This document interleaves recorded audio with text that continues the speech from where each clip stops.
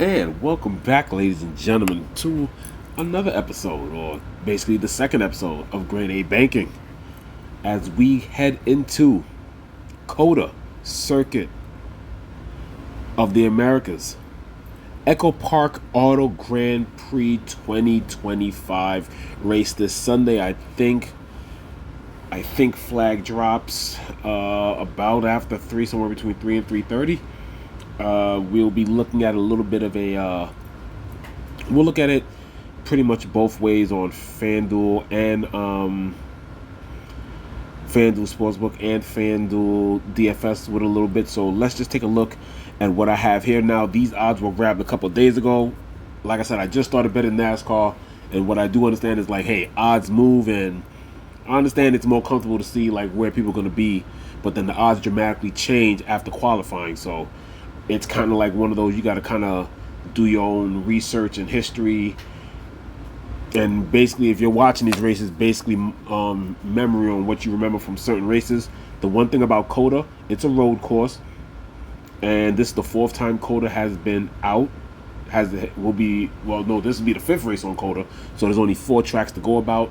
It's been used for other Grand Prix, Formula One, Indy races, and stuff like that. But as for NASCAR Cup Series, this will be the 5th race. So a small sample size of racing started in 2021. So basically, when you think about it, if you do your research, most people will probably only go back to 2022 because that's when Next Gen has started. Because obviously, since it's basically a new track and a new race for NASCAR, this has now become, just a new race all in itself. So only literally just basically next gen material that you can basically go on. So let's go right into it. For my favorite pick for top 10, like I said, the top 10 odds are better on DraftKings, but those have changed as well.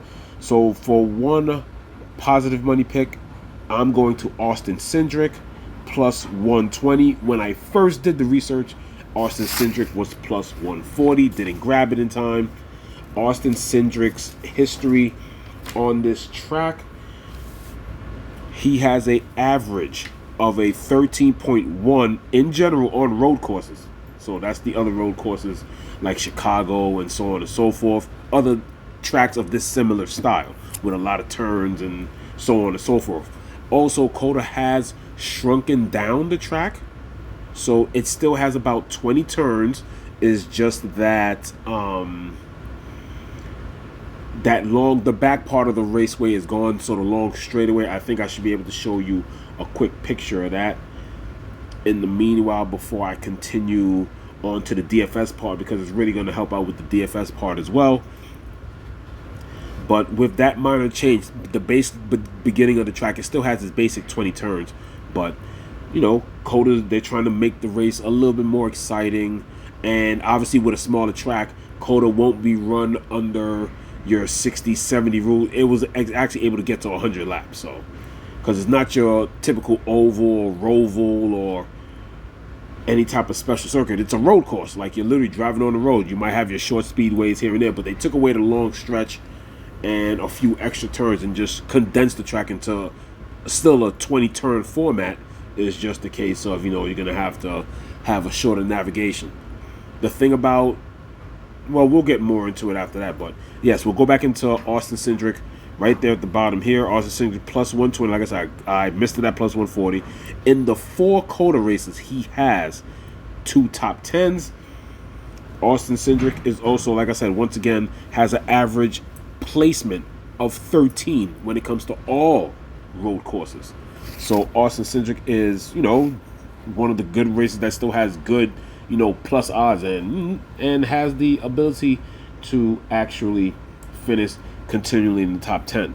Then after that, I jumped on early to some outright bettors, and there's actually, I think there's 3 people that I liked, if I'm not mistaken. Yes, there is.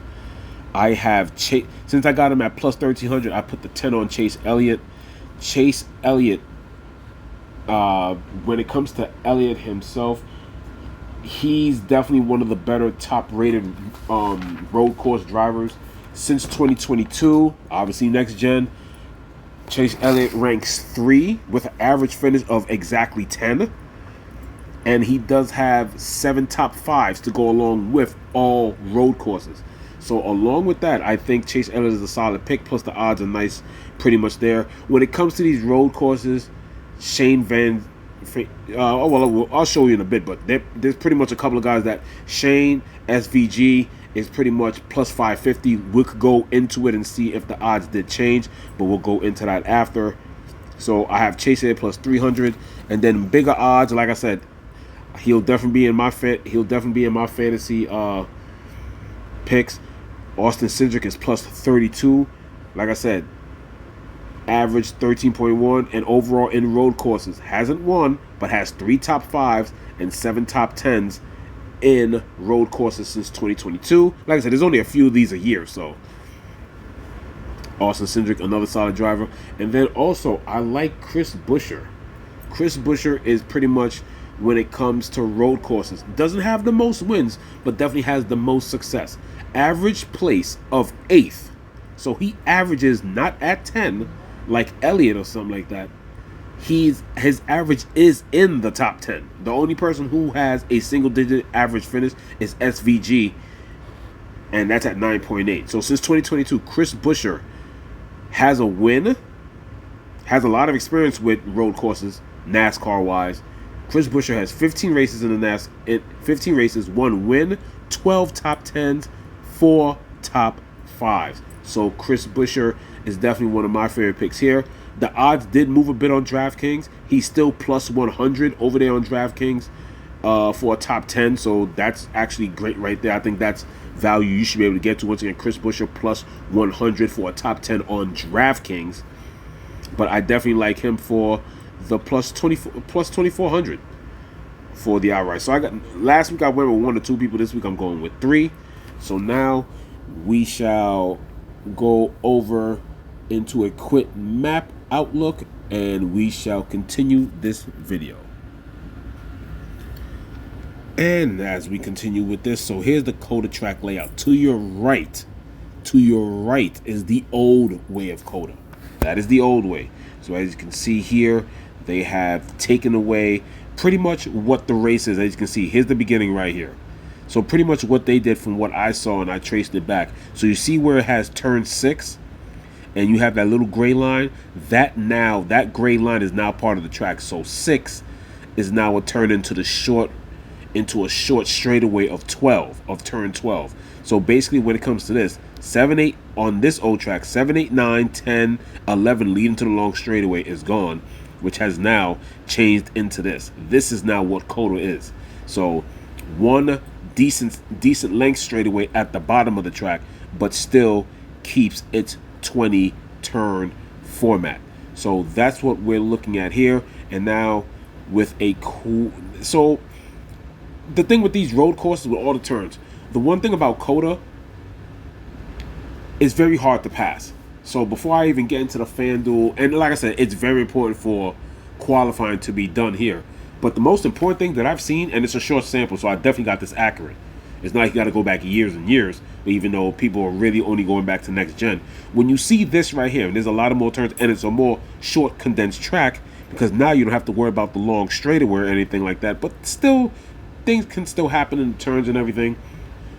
Since COTA has been a thing in NASCAR since 2021, half of the starting 10 finishes in the top 10. So if you're taking anybody, FanDuel, DraftKings, yes, it's important to get some of those laps there. You don't have to really worry about dominator points or lead laps. It's not a lot. But you literally have to find, if the salary allows you to, the 2 or 3 guys that are going to be up in that top 10.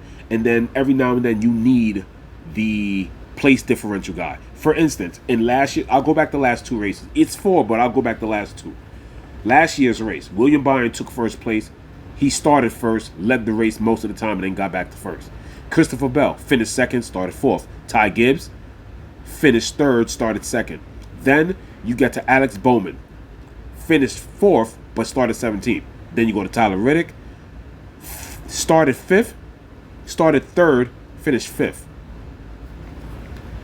Then you have AJ Allmendinger, came in from the mid-teens to 6th place. Ross Chastain basically only dropped one spot, started 6th, finished 7th.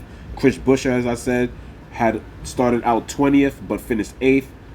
And then you have Kyle Busch 9th. So when it came to the top 10, in the top 10, people finish in the top 10, people started 1, 4, 2, 3, 6, and 7th. Who 7th is Martin Truex, who started 7th, finished 10th. If I go to 2023, Tyler Reddick won that race, started 2nd, and then the next 3 places is this: Kyle Busch, Alex Bowman, Ross Chastain. They finished 2nd, 3rd, and 4th. Where did they start? 9, 6, and Ross Chastain just outside at 12. William Byron finished 5th, started 1st. Austin Cindric started 3rd, finished 6th, and then that was a race where damn near everybody else had big place differential. The 7th, 8th, 9th, and 10th place finishers all finished out of 17 and further away. So you need the front of the race. You need the right top 10, without a doubt. It's always going to be a mixture of top 10, and I did trace it back. So I just went back to 2024 and 2023. So going back to 2024, 2023, and tracing all the way back to 2022, 2021, at least half of the starting 10. So the first 5 rows, they will finish in the top 10. You just have to find the right PD person to go on. Now we've discussed that, we'll just take a look at the FanDuel side of things and end this video. And now that we're looking at it, so as you know, if you don't play NASCAR, whether if you do or not, but if you don't, even though a person didn't win or hasn't won in a while, they give the pricing on how well the driver does on that particular track, which is why I told you SVG is up here. I haven't done much research on C. Zilish, who's the number 87 car. He's definitely somebody that's part-time. I'm pretty sure that means he'll probably be part-time and make sure he'll run a few courses, but probably run all the road courses, as in like Chicago and so on and so forth. Or the Charlotte Roval. It's a road course oval because because that's run on like some type of asphalt instead of or concrete, so it wears on the tires a little differently. But anyway, as you can see, the people that I've been talking about, SVG, one of the best road course races out there, is going to be number 1 at 14,000. Then you got Byron. Then you got Reddick. Christopher Bell has a solid road course history. You always got to worry about Kyle Larson. You heard me talk about AJ Allmendinger, who has solid PD and qualify as well. I already told you about Chase Elliott. I'll just go over some of these guys up here. Like I said, SVG is one of the kings on the road, so that's the reason why he's 14. William Byron, since 2021, has 2 top 5s. Well, technically 2 top 12s, a top 5 and a win. Tyler Reddick has a win, a top 10, and 2 top 5 since 2021. And if we go down a little bit, I figured he'll be 5 figures, but he just misses out. Ross Chastain, 95. Since 21 has an average finish of 13, 1 win, 2 top 5s, 1 top 10. So there's a lot of guys. Oh, and right below him, another great driver. Normally finishes average finish, doesn't have a win, but has an average finish of 14, 9,000 even. Alex Bowman, the 48 car, 1 top 10, 3 top 5s. So there is a lot of talent on this course. It's definitely one of those you'll have to definitely obviously wait for qualifying. So like I said, the pattern that I've seen back from 2021, the key is 1, make sure you at least get Daytona is stack the front. When it comes to road courses and the turns, stack the back is Daytona, you have to stack the front because it's hard to pass. And if you do get past, a lot of people from the front don't fall too far, I guess, unless car troubles or so on and so forth. Anything can happen in the race. But like I said, the one pattern that's there, at least 5, maximum 6 drivers from the top 10. Those first 5 rows, because it's 2 cars per row, half of them finish in the top 10. So you're going to have to stack the front and get the right PD guys. As we keep going here, other guys who have solid PD that I see a lot down here. I've seen Joey Logano do a couple of things quite a bit.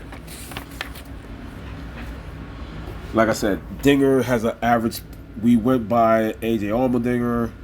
The reason why Dinger's up there because Dinger's, I think, are ranked since 2022. He's ranked 8th on the road courses. Like I said, we already spoke about Ross Chastain. Dinger has a 13-3. He has 1 win on the road courses, 4 top 5s, 10 top 10s.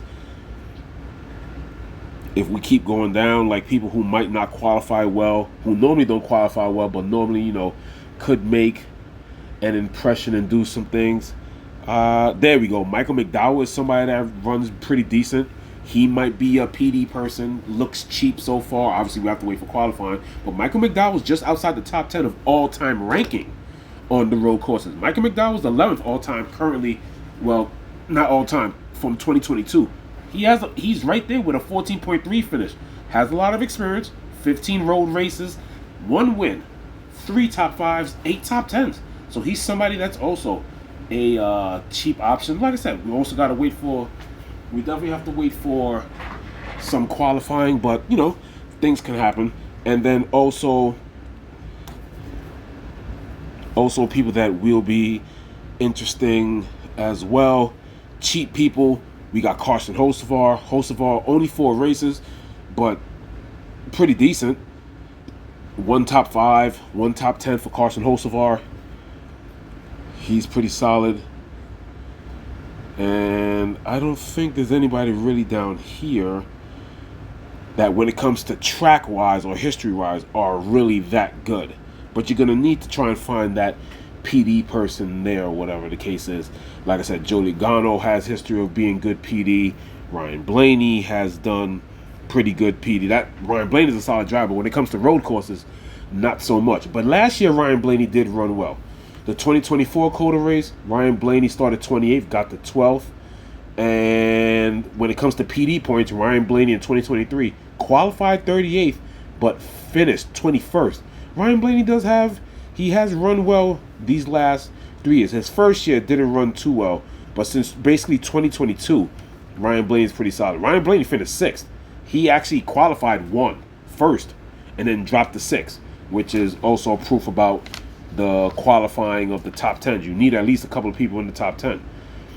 That year, 2022, when Blaney qualified first but finished 6th, other people who were in the top 5. Bowman started 5th, finished 2nd. Christopher Bell started 7th, finished 3rd. Who else is up in there? I already said Blaney. Austin Cindric qualified 10, went up to 8. And then after that, places 9, 10, 7... Ross Chastain won from 16th place, and starter 12, Chase Elliott, started 12th, 4th. So there you go, half and half once again. So it's always 5 or 6 people that always start in the top 10, finish in the top 10. They just might switch spots. It's hard to change on these road courses because of the turns.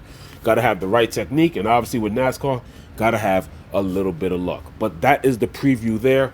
Once again, I think, if I'm not mistaken, qualifying is sometime in the afternoon around 1-ish, 1:30.